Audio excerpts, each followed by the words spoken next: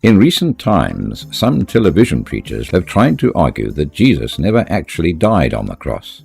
Can this be true? Let us begin our investigation by examining whether the Qur'an does indeed deny the crucifixion. Only one passage deals with the crucifixion. Only one passage speaks to this issue. Surah An-Nisa, ayah 157. They, the Jews, speaking of the Jews, said in boast.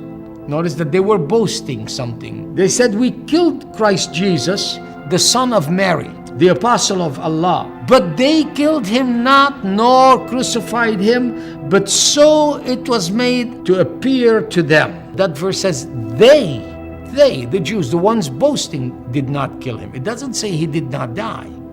Ask yourself the question, out of more than 6,000 verses, why is there just one passage for such an important subject as the crucifixion? Why would there be just one passage denying that, if denial was the intent?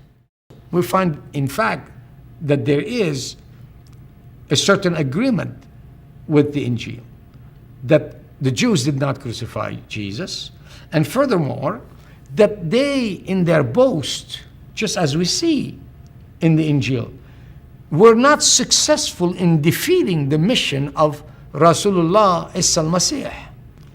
We cannot take this passage, one and only passage, and read into it with a certainty that there never was a cross and that Jesus was not crucified on it, because number one, it tells us it wasn't the Jews that crucified him, which we know historically is a fact. Secondly, it doesn't tell us clearly that there was no crucifixion. Thirdly, it tells us the whole thing is shrouded in doubt and conjecture.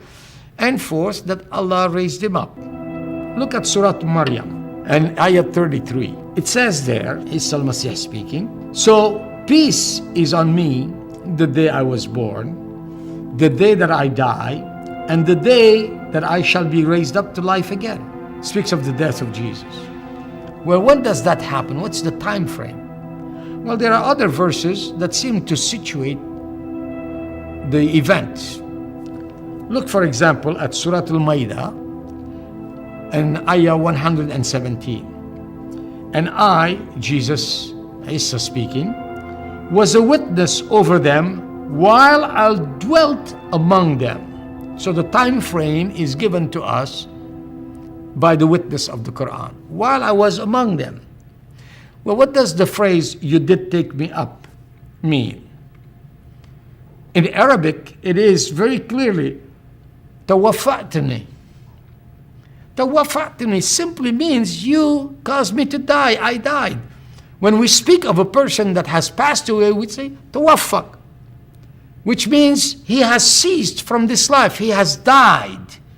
Many figures of tafsir have grappled with this issue and have come to the conclusion that before the taking up of Isa al-Masih to heaven to be with Allah, death had to have occurred. And the Injil testifies that this death was by crucifixion. So we see that in Islam, many have come to an understanding that Isa al-Masih did die. And since there is doubt and conjecture, what shall we do to clear up, if you wish, the air? Well, the Qur'an tells us what to do. The Qur'an tells us that when there is doubt, for example, in Surah Yunus and ayah 94, the Prophet of Islam is instructed, if you are in doubt as to what we have revealed to you, then ask those who have been reading the book from before you. And since it's a matter that is proclaimed in the Injil, we're talking about the book before him, that is the Injil, the New Testament, where it tells us time and again that yes, Jesus did die. It explains when he died, why he died, how he died, and what happened after he died. The testimony is abundant. As a Muslim, I had been taught my entire life that Jesus did not die on the cross, based off of that interpretation of chapter 4, verse 157 of the Qur'an. But as I investigated history and I looked at what the truth of the matter was, it became incontrovertibly clear that Jesus did die on the cross. So I could no longer accept that interpretation of the Qur'an. I had to come up with some alternate explanation, and to me, the only thing that would fit the evidence was that Jesus actually did die on the cross.